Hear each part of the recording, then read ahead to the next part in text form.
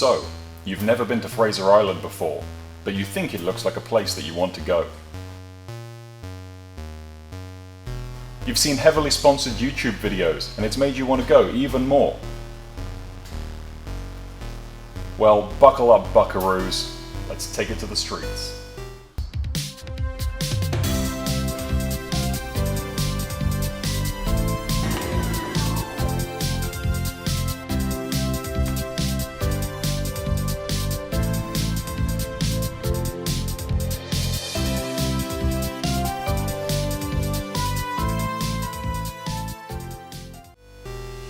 This is going to have a lot of drone footage, isn't it?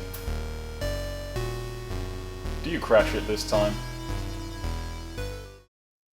So, if you're anything like me, the process of planning a trip is as follows. Find a place on a map that looks good. Do some YouTubing to see if there's stuff nearby that's worth doing. Brag a little to your friends while knowing the whole time that you're the only one that cares. You must gather your party before venturing forth. Get waylaid by enemies and must defend myself. Then arrive and get started. In this case, Fraser Island, in case you hadn't already guessed it, that's in Queensland. Queensland's quite far, so as if by magic, I'm there. The quest begins at Inskip, a weird little town where you used to be able to buy tickets for your adventures, but what used to be a ticket office is now a bomb site.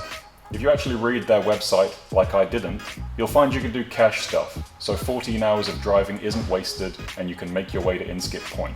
This is where the driving anxiety kicks in, because YouTube tells you that if you get stuck at Inskip Point, you're going to end up on the internet.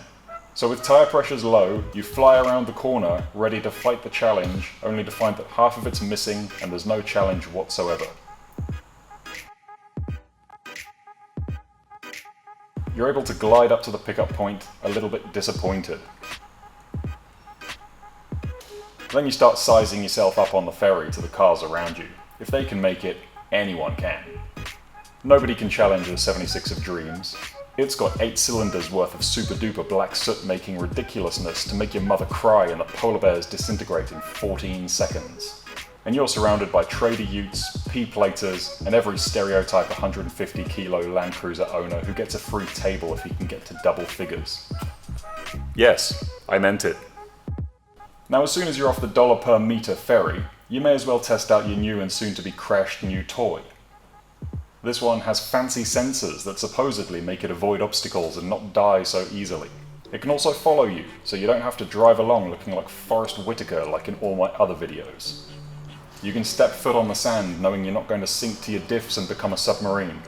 So plant that foot, shoot out some soot, and have Berrima diesel tuners think your car's about to blow up in 3 seconds because your diesel doesn't blow out fresh air and fairy dust for the hippies stuck in the 60s. Funnily enough, high tide means high water. So this is the point where you don't really want to be getting bogged. Luckily they thought of that, and there's a weird little island motorway for the not so suicidal, and you can pop out the other end like a sandy, salty afterbirth. Now one of the stops on the list is Eli Creek, probably an hour from where the ferry drops you off. I put this on the list thanks to four-wheel drive action and regretted it upon arrival. Their version is something like this. Wow, what an amazing place. So secluded, so luxurious, what a great find. But the reality is more like this. So you can imagine when they were taking their shots, it went something like this.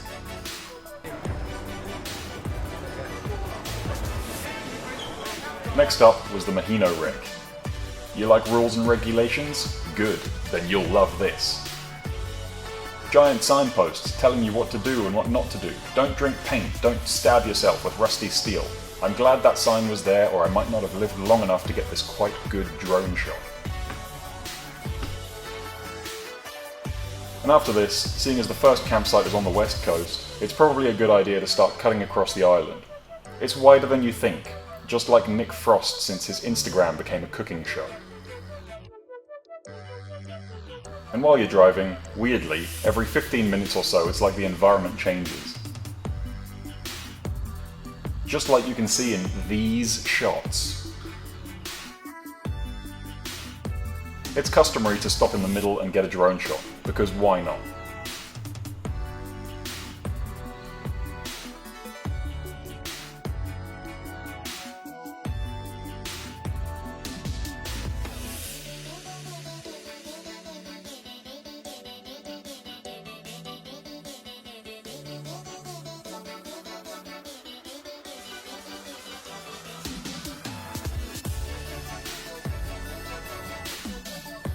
and there are some things that just can't be taught. Now once you're on the other side, you're in the bad books because you lied about there being phone signal to people who care about that nonsense, and who are also banned from future escapades, even though Vodafone published this. So you reluctantly deviate from your intended flight plan to settle in a mosquito-infested campsite, but that's okay, because you've got 1 bar and 4G. Thankfully, 100 dingoes felt my pain and decided to serenade me from across the water.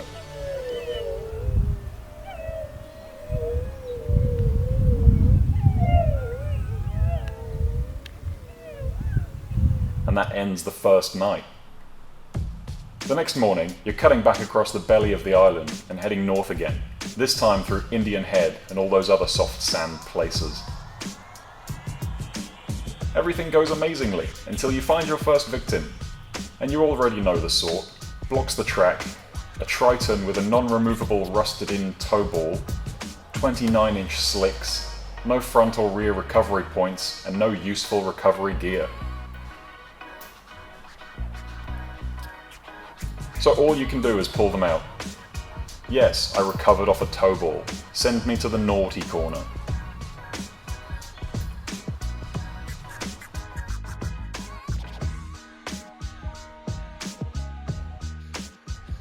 Now after this, you might think I sound a bit high and mighty when I talk about this stuff. Well, I am, so let's carry on.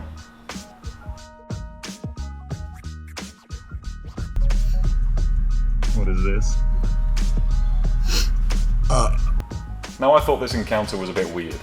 They got pulled out by me twice, but refused the offer to be towed up the hill through the soft sand. Instead, they let the queue of people past and proceeded to get stuck again. They're probably still there. Anyway, on to the next bit that everyone gets stuck at, Ngkala Rocks. And we're off to an amazing start. 2 cars backing out and turning around. More cars stuck further up. So what is this nonsense? Well, it's time for a copy-paste stuck person with a different brand name. This time it's a Nissan with a non-removable tow ball.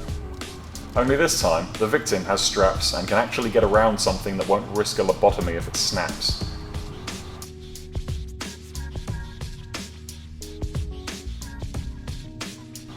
It's at this point you realise that time travel is in fact possible, and an identically clothed version of myself about 17 years younger is hanging around in the background. Then you can finally get on with the task at hand. What we do here is go back.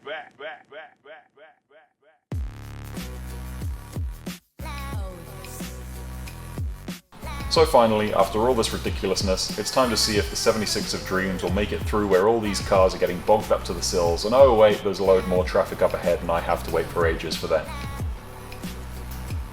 Needless to say, after waiting about an hour for all these city cars to pick themselves up, you make it through. The worst part is the 20 or so cars waiting on the other side, thinking you're the cause of the hold-up, while I give them snake eyes. Snake eyes! Congratulations, you've made it. You're at Sandy Cape, the place that heavily sponsored YouTube shows can't believe is allowed. Allowed by who exactly? It's driving a car on sand.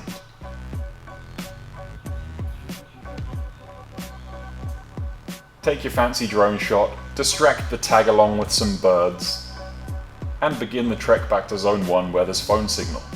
But there isn't, so you're in trouble again. Distract the source of anger with some birds to resolve the problem for a few hours while you find a place with phone signal. On the way back, be sure to stop off on the way and check out the local wildlife. Make sure you abide by all the signposts in the area.